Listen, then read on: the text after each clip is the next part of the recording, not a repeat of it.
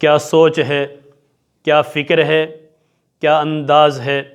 صحیح مسلم اٹھائیے، یہی عبداللہ ابن مسعود رضی اللہ تعالیٰ عنہ ہیں۔ شیطان کو کنکریاں مار رہے ہیں وادی کے پیٹ سے، ادھر سے جب لوگوں نے کہا کہ لوگ تو بالائی حصے سے مارتے ہیں، آپ یہاں سے کیوں مار رہے ہیں؟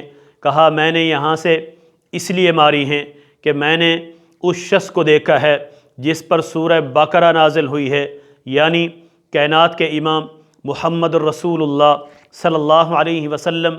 وہ جب کنکریاں مارتے تو یہیں سے مارا کرتے تھے۔ یاد رکھیے، کسی کی بات حرف آخر نہیں ہے۔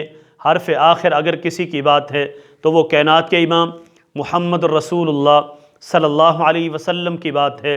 جبریل امین جس پر نازل ہوتے ہیں وہ صرف اور صرف محمد الرسول اللہ صلی اللہ علیہ وسلم کی عظیم ہستی ہے۔ میں آپ کو سمجھانے کی غرض سے ایک اور حدیث سناؤں۔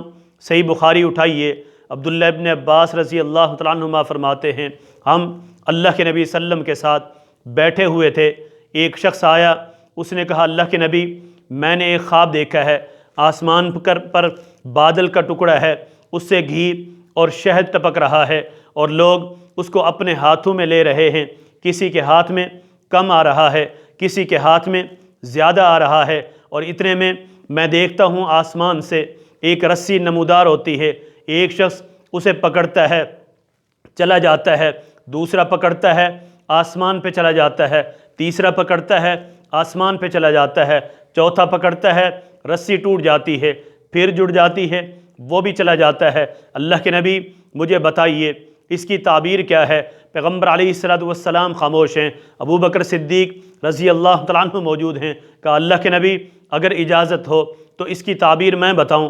پیغمبر علیہ السلام نے فرمایا ضرور بتائیے۔ کہا اللہ کے نبی جو گھی اور شہد ٹپک رہا ہے یہ قرآن اور اس کی حلاوت ہے، قرآن اور اس کی مٹھاس ہے۔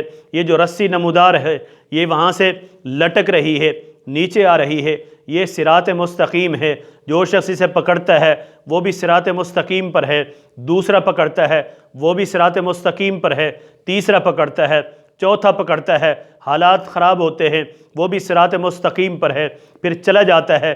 پھر فرمانے لگے اللہ کے نبی صلی اللہ علیہ وسلم مجھے بتائیے اصبت ام اخطأت، میں نے یہ تعبیر صحیح بتائی ہے یا غلط بتائی ہے؟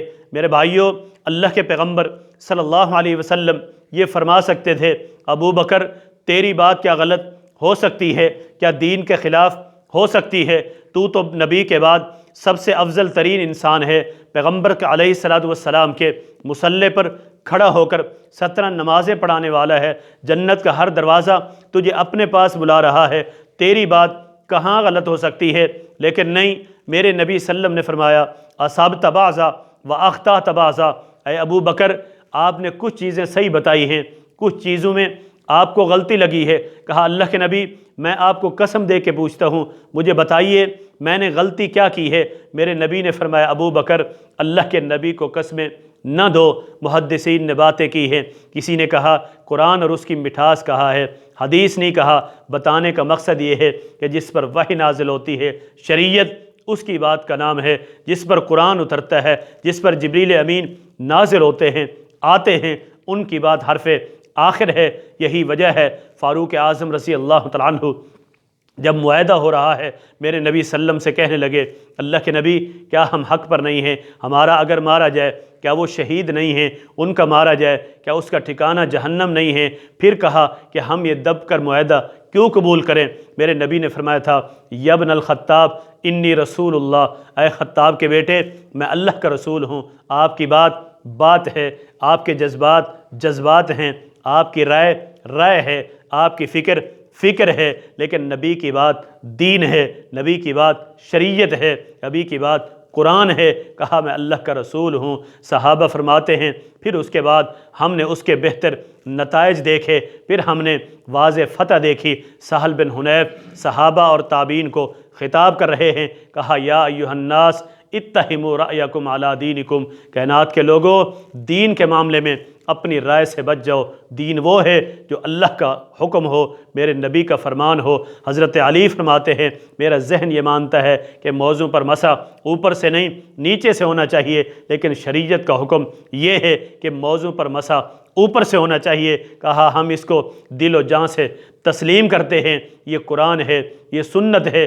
کس قدر صحابہ اللہ کے نبی صلی اللہ علیہ وسلم سے محبت کرتے ہیں، ان کی سنتوں سے پیار کرتے ہیں۔ حضرت طلحہ فرماتے ہیں، صحیح بخاری اٹھائیے، کہا عبداللہ ابن عباس رضی اللہ تعالیٰ عنہما کے پیچھے نماز جنازہ پڑھی، انہوں نے سورہ فاتحہ پڑھی۔ میں نے پوچھا ایسا کیوں کیا؟ کہا یہ کائنات کے امام محمد مصطفیٰ صلی اللہ علیہ وسلم کی سنت ہے۔ حضرت انس کو دیکھتے ہیں کدو کھا رہے ہیں چن چن کے، کہا ایسا کیوں کرتے ہیں؟ کہا میرے نبی کو کدو محبوب تھے۔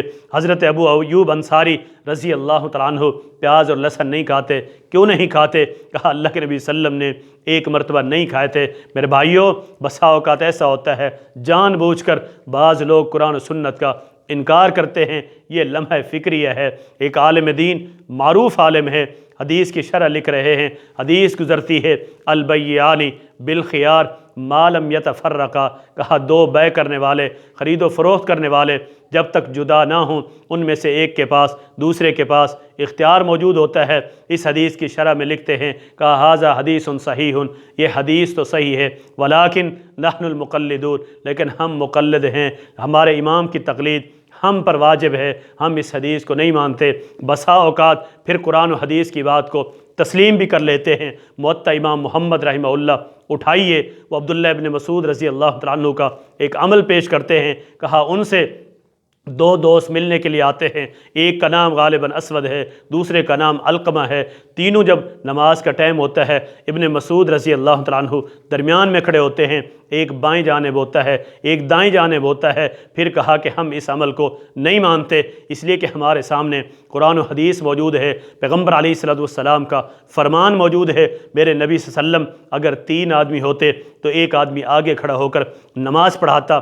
یاد رکھیے، پیغمبر علیہ الصلوۃ والسلام کی سنت کی مخالفت نہ کیجیے۔ اگر سنت کی مخالفت کریں گے، یاد رکھو اس دنیا میں بھی ہم تباہ و برباد ہو جائیں گے، آخرت میں بھی ذلت ہمارا مقدر بنے گی۔ ایک شخص بائیں ہاتھ سے کھانا کھا رہا ہے، میرے نبی نے فرمایا سیدھے ہاتھ سے کھاؤ۔ کہا اللہ کے نبی میرا سیدھا ہاتھ اٹھتا نہیں ہے۔ اس نے تانے کی بنیاد پر، ضد کی بنیاد پر، حسد اور تعصب کی بنیاد پر یہ بات کہی۔ میرے نبی نے فرمایا اللہ کرے تیرا ہاتھ نہ اٹھے۔ پھر ساری زندگی لوگوں نے دیکھا وہ ہاتھ اٹھا ہی نہ سکا۔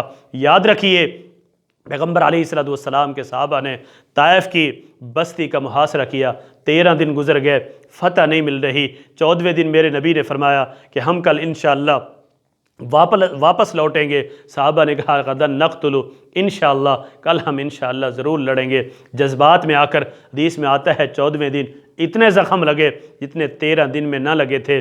یاد رکھیے، میرے نبی نے فرمایا تھا جنگ احد کا موقع ہے، 50 تیر انداز، 50 صحابہ، کہا ہم جنگ جیت جائیں یا ہار جائیں، یہ جگہ آپ نے نہیں چھوڑنی ہے، نہیں چھوڑنی ہے۔